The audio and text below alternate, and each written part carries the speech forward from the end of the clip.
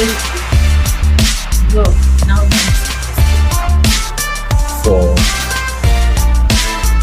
the effect of dissolution of marriage, where a decree of dissolution of marriage under this act has become absolute, the parties to the marriage may marry again as if the marriage had been dissolved by death.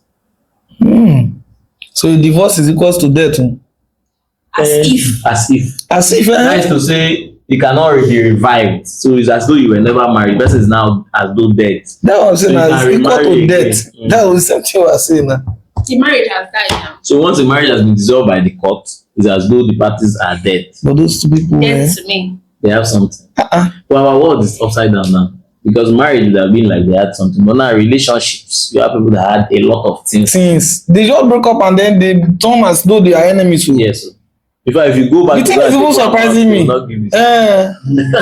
Yes, full restriction. Nullity of marriage, section 34. Grounds for decree of nullity of marriage. Subject to, there's a difference between nullity of marriage and dissolution of marriage. There are circumstances where a marriage is void, voidable, and then where it should be dissolved even if it was proper. So nullity is not void. It's not a dissolution. Nullity is where it was either void or voidable. That is to say, ab initio, the marriage was not properly entered. Inability to consummate. Subject to the following provisions of this act, of this part of this act, a petition under this act for nullity of marriage may be based on the ground that the marriage is void. Okay, beautiful.